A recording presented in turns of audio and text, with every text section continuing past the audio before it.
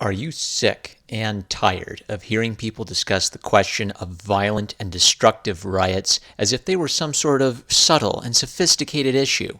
Have you been yearning to hear someone with the moral clarity to argue that violent and destructive riots are, of course, fundamentally good and beautiful?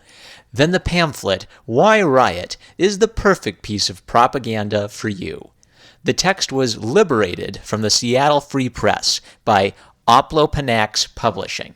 The opening paragraph refers to a riot in Seattle on May 1st, 2012, involving 400 to 500 people.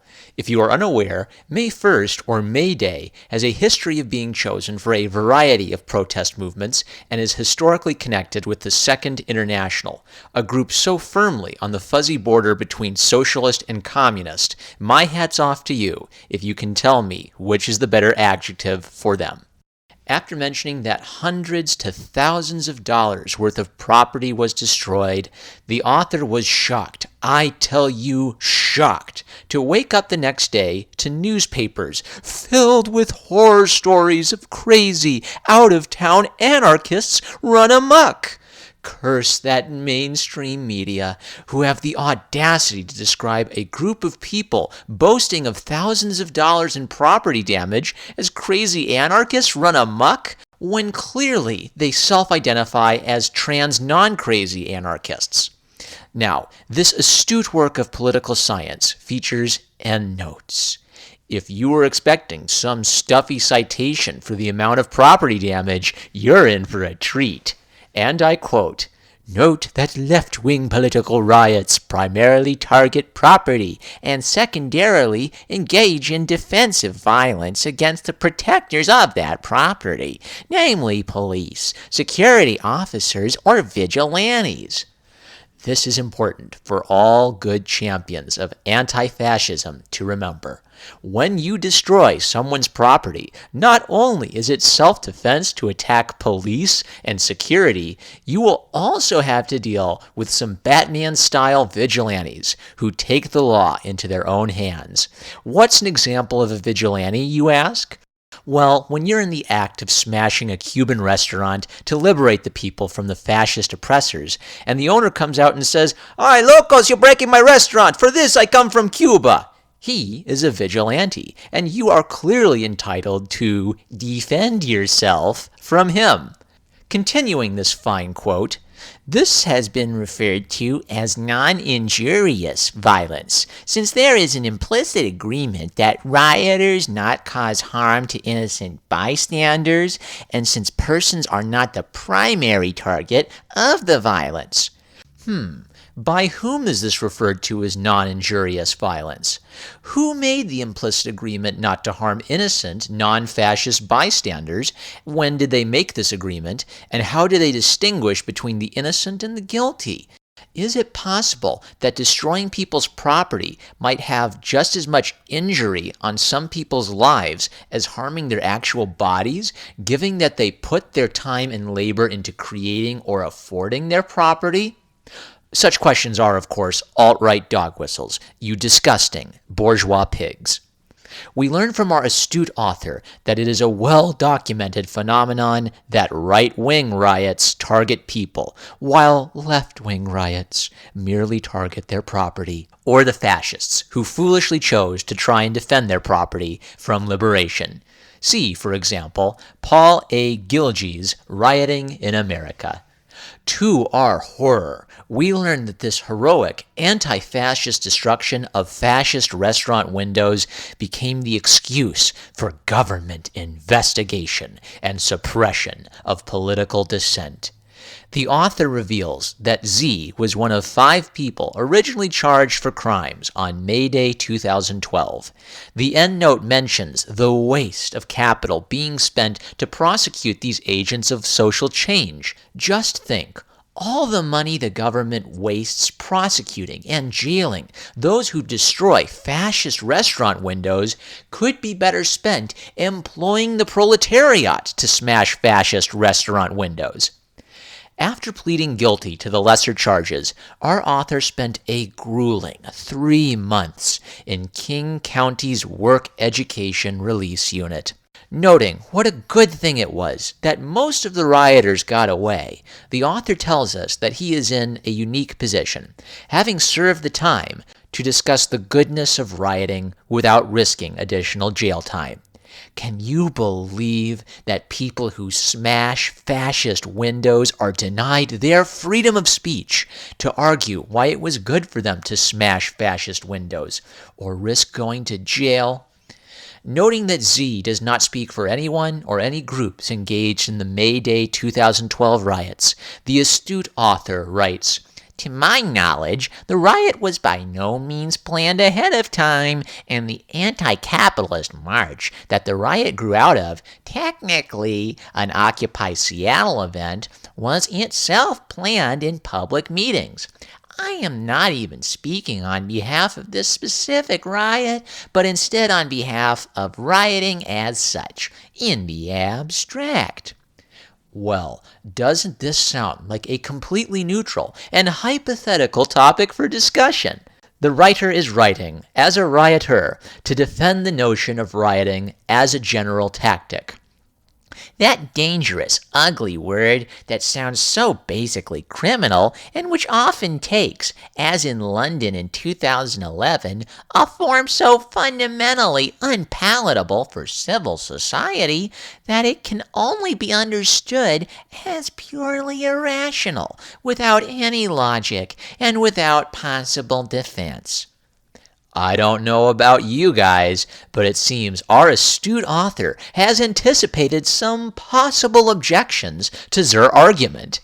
Our astute author closes this stirring introduction with the observation that we live in a new era of riots and foresees a future that will spare Seattle no less than Athens or London, Guangzhou or Cairo. It's almost as if Z expects the anti-fascists of the world to unite. You have nothing to lose but your chains, or something. In answering the question, "Who am I?" our astute author opines that they are a member of the poorest generation since the Great Depression. Later, the author identifies herself as a millennial, part of the most financially blessed generation in the history of humanity, an innocent mistake for which we can easily forgive Zer. Most of this section is so emotionally effective, it requires musical accompaniment to bring forth its stirring nature. "We have no hope of doing better than our parents did, by almost any measure. We have inherited an economy in secular stagnation, a ruined environment on the verge of collapse, a political system created by and for the wealthy, skyrocketing inequality, and an emotionally devastating, hyper-atomized culture of pyrrhic consumption." As an anarchist rioter, of course, there can be no other explanation for dissatisfaction with one's life. Having engaged in such heroic anti-fascist behavior, it is clear that this intelligent, capable, and hard-working person was driven to such actions out of absolute necessity and a sense of self-sacrificial duty. Not because Z's a political science major who found her degree useful only for a career at McDonald's. Our astute author continues by noting the economic reality of certain jobs being phased out as the baby boomers retire, creating more of a service worker economy for millennials in combination with looming national debt obligations. In a moment of stirring rhetoric that would do the Reverend Dr. Martin Luther King Jr. proud, our astute author writes, "Our own future holds nothing more than the hope that we might be employed in 2 or 3 separate, part-time, no-promotion positions in the few growth sectors, such as healthcare, where we can have the privilege of being paid minimum wage to wipe the asses of the generation that robbed us." Well, astute author, let me be the first to assure you that no one could simultaneously be more deserving and less qualified for the job of wiping up after Gramps and Grammy go whammy. In a moment of prescient, totally justified dissatisfaction at an economy which refuses to recognize their talents and employs them at the wage Z deserves. Our author notes that every time Z hears a baby boomer talking about Zim being entitled, we contemplate whether or not disemboweling them and selling their organs on the booming black market might be the only way to pay back our student loans. Given that the author was, of course, forced against their will to take on student loans and obviously pursued a useful degree which is of benefit to society, such hyperbolic rhetoric is, of course, morally justifiable. Next, our astute author moves on to the question, where did I come from? Noting the reorganization of the economic landscape toward high-tech industry and big cities, our astute author refers us to Saskia Sassen's The Global City, New York, London, Tokyo. What an inexplicable injustice that such a well-read young person could have difficulty finding a successful and stable career worthy of their intellectual rigor.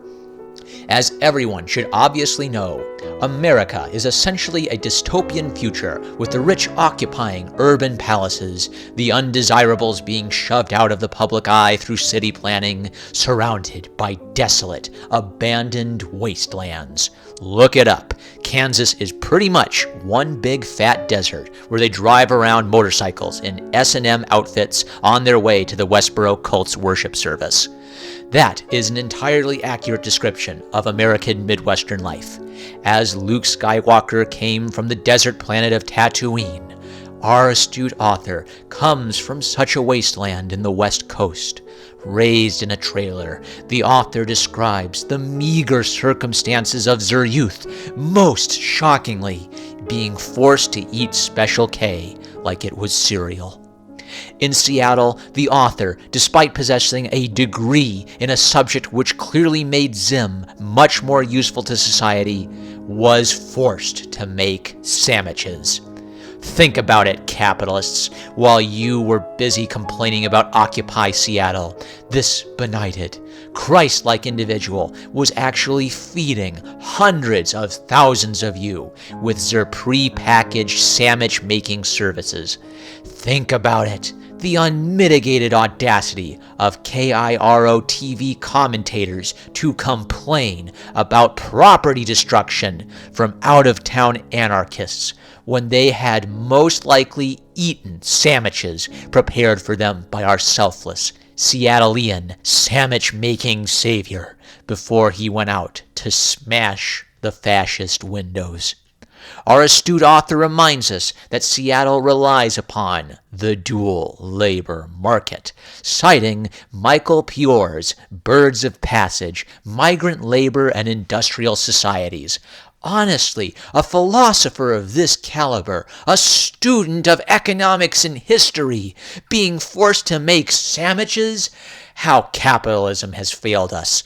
The scourge of dual labor markets is that high-skilled labor is paid more and rests upon low-skilled labor, as opposed to a more just world where we'd hit each other with clubs until the high-skilled club wielders got to eat and or procreate with the low-skilled club wielders.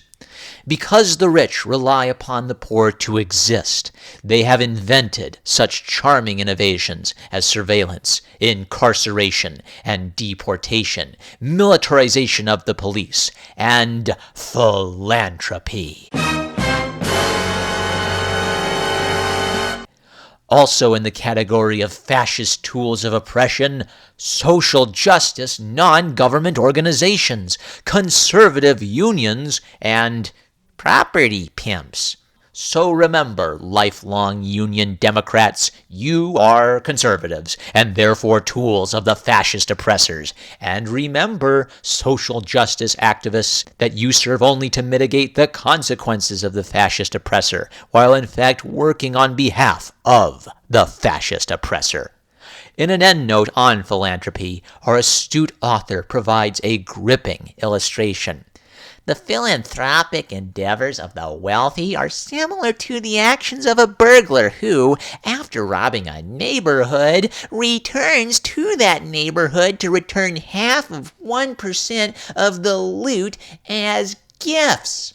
Thank you, astute author. That endnote certainly clarified any questions we, the eagerly listening reader, might possibly have had to the evils of philanthropy. Once again, our astute author makes use of gripping rhetorical devices to punctuate this section. I, the terrifying, irrational rioter, am you. The next section covers the probing question, why don't I engage in more productive forms of protest? After decrying the simplistic, black and white, prudishly moralistic distinction between good protesters who do not destroy property and attack people and bad protesters who destroy property and attack people, our astute author observes that, of course, violent rioters also engage in nonviolent protest. I bet you swallowed the capitalist lie that violent rioters engage in nothing but wanton destruction of property. But thanks to our astute author, we learn that this is only a fraction of their daily activities. When the silly, moral absolutist publication The Stranger celebrated fast food protesters while decrying rioters who hid behind masks and threw rocks, our astute author drops the mic by revealing that Z was both one of the fast food workers and one of the masked rock throwers. In your face, The Stranger. Looks like they have some crow to eat.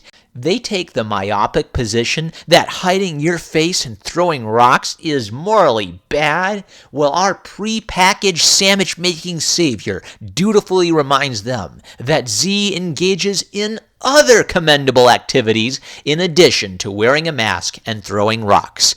Checkmate, moral absolutists.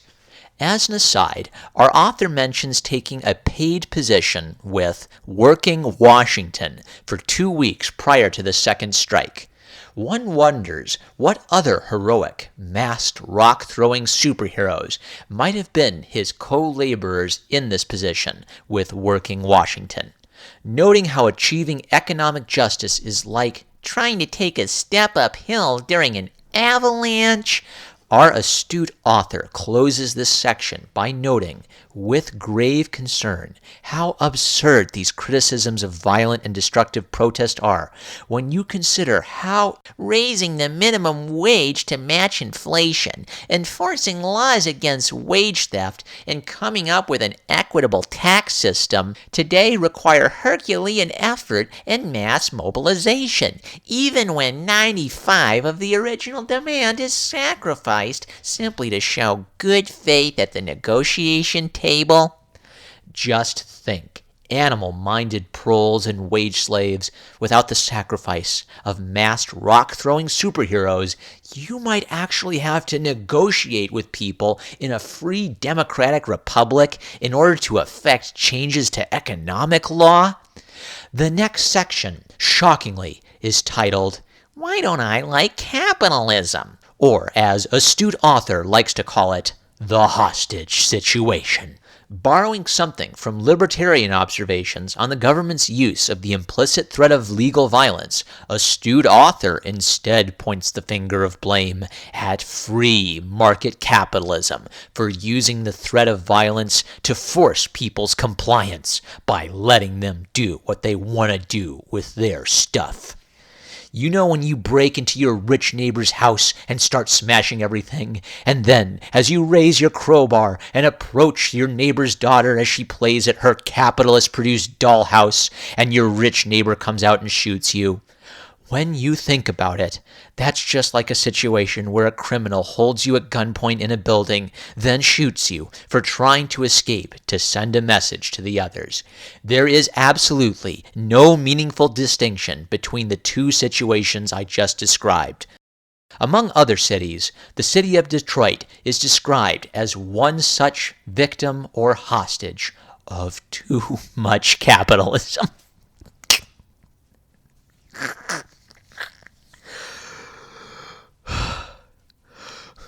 What about economically successful cities like New York and Seattle? Well, they're just the well-behaved hostages, you must understand. The beneficiaries of a rigged game of neoliberal roulette. If we zoom out to the global scale, it becomes clear that capitalism has failed. Wait, you zoomed out too far. Don't do that. Those pictures have no relevance whatsoever to the topic at hand. Pay no attention. If you want some great examples of the failure of neoliberal capitalism, our astute author refers us to Timothy A. Gibbons' Securing the Spectacular City, the Politics of Revitalization and Homelessness in Downtown Seattle. How capitalism has wasted this fine, literate mind. Demonstrating their woke knowledge of intersectionalism, astute author connects global free market capitalism with the history of war and colonization. For example, capitalism creates both human slaves and the machines which make human slaves irrelevant. How's that for some super villainy? We then are treated to a stirring lecture about the means of production being controlled by those who produce things, the rise of megacorporations, and the history of racism, and the thesis that the prison system is a reinstitution of segregation. The U.S. today imprisons roughly the same fraction of its population as the USSR did at the height of its gulag system, and our prison population is still on the rise. Again, just like the hostage situation analogy, this is a perfectly legitimate comparison with absolutely no distinctions, like mass graves, which make it a completely laughable category error. Such massive decline in the global economic system will only be reversible through an unimaginably massive bout of creative destruction. The astute author is drawing from a self-evident and common-sense observation from life. When Mama hasn't given you enough toys, and you burn your toys in the fireplace in protest, creating toxic fumes which result in the fire department being called, Mama will buy you more toys than you had before. Thus, creative destruction is a legitimate solution to the problem of scarcity of toys. You can't deny that this strategy has been proven effective by many 2-year-olds in Western nations. When you break X, you inevitably get more X. What could possibly go wrong? Opposition to capitalism has become an eminently practical endeavor. We draw to a close in the final section. But why Riot? Amazingly, some of you may not have been convinced by astute author. After pointing out that breaking windows may actually do less economic damage than blockading businesses, astute author cites the example of riots in China's Pearl River Delta, resulting in a rise of wages through collective bargaining by Riot. Astute author claims that, contrary to popular belief, the successes of the civil rights movement were not due to their being nonviolent, but due to their being violent. Quoting Paul Gilge, riots have been important mechanisms for change. The United States of America was born amid a wave of rioting. To any clods who doubt the wisdom of this point, I will simply refer them to the hostage situation analogy earlier put forth. Now, if you were under the erroneous impression that rioting is a sufficient cause for economically just paradise, that sadly isn't the case. There is, astonishingly, a second step between step 1, break everything, and step 3, everything is fixed. The function of the riot is less about a religious or petulant obsession with breaking and also not entirely about winning any given demand. One wonders if anyone has ever dared to accuse the astute author of a petulant obsession with breaking.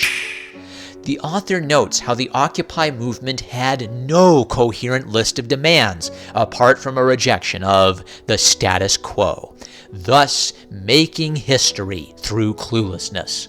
These riots are the birth pangs of a new world, and the new historical figure is the hooded rioter.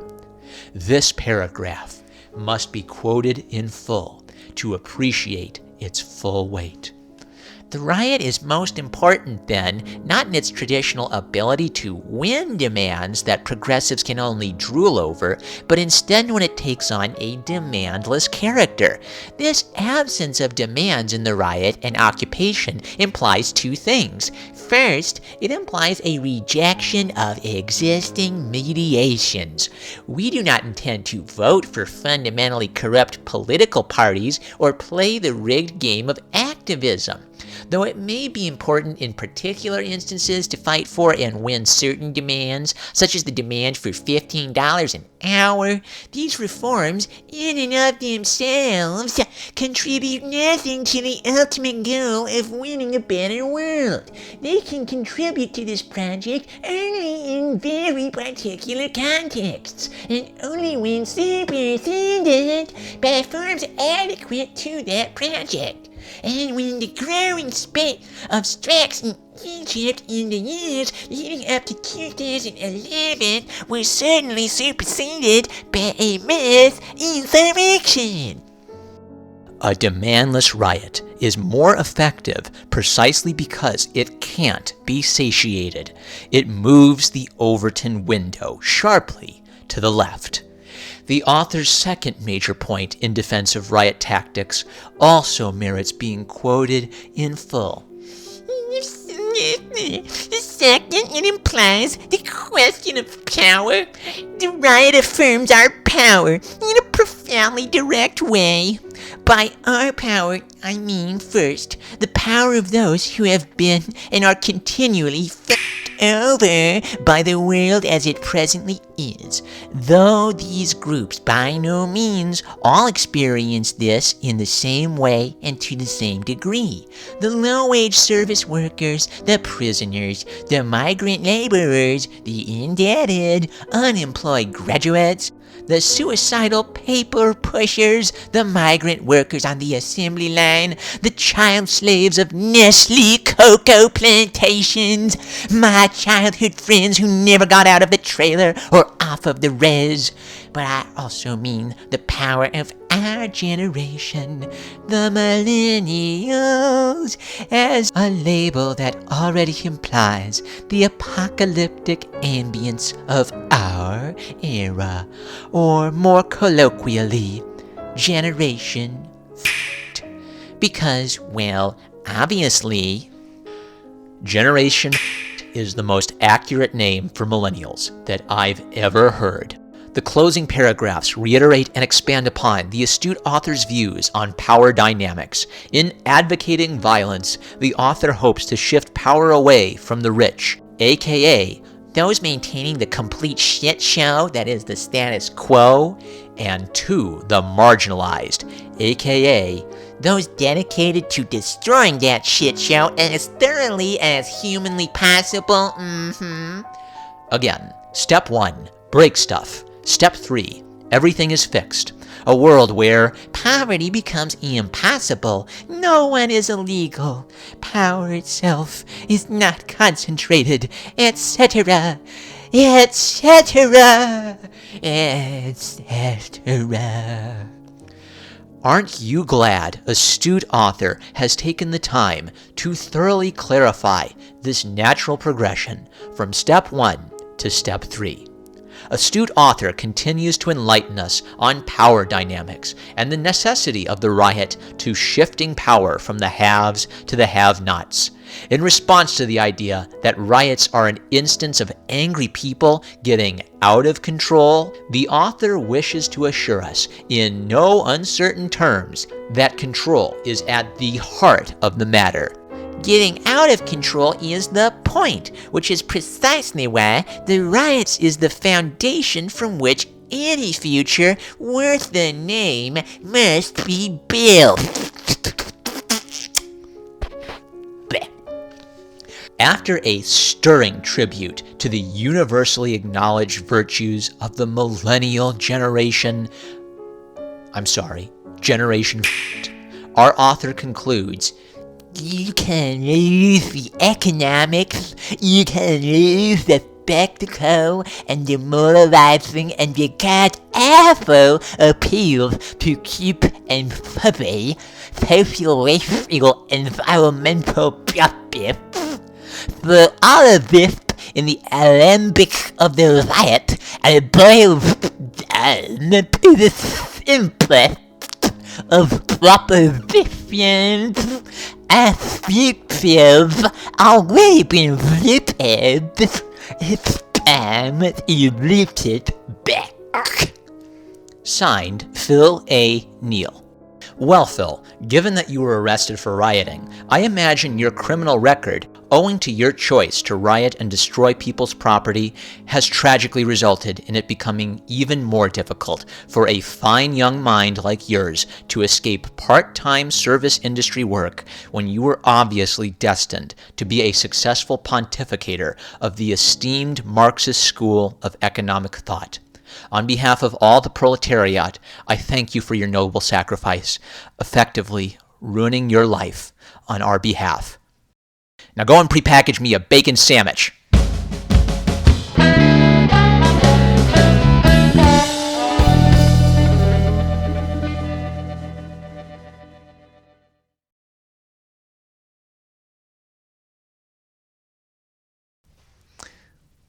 My hat's off to you if you can tell me which is the better adjective for them. When clearly they'd Well, when you're in the act of smashing a Cuban restaurant to liberate the people from the fascist oppression.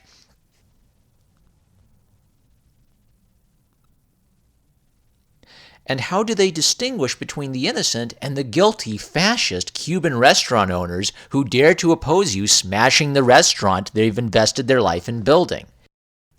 Or the fascists who Just think, all the money the government spends prosecuting and jailing those who destroy fascist restaurant windows could be better spent employing the proletariat to smash fascist restaurant windows. To discuss the goodness of rioting without risk.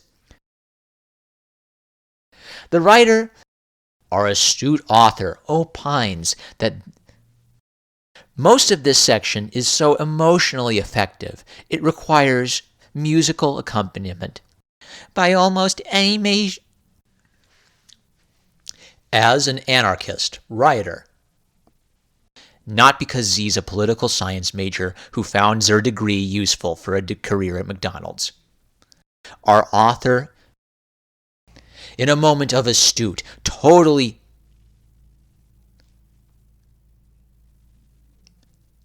which refuses to recognize their talents and employ Z at the wage, which refuses to recognize their talents and We contemplate whether or not disemboweling them and selling their organs on the booming black market might. America is essentially a dystopian future with which the unmitigated audacity of KIRO TV commentators, think about it, Seattleian, are selfless, the scourge of dual label, as opposed to a just world where we'd hit each other. So remember, lifelong, that you serve only to mitigate the consequences of the fascist oppression. The eagerly checkmate moral absolutists. Noting how achieving economic justice is like trying to take a step uphill during an avalanche. Today require or as borrowing something from libertarian observations on how what about economically the beneficiaries of a rigged game of neoliberal roulette. The beneficiaries of, for example, capitalism creates both human, and our prison population is Such mass decline in the global economic system will only be reversible through an unimaginable. When Mama, You can't deny that this strategy. getting out of control is the point. Well, Phil, given that you were arrested for rioting, owing to your choice to riot and destroy people's property,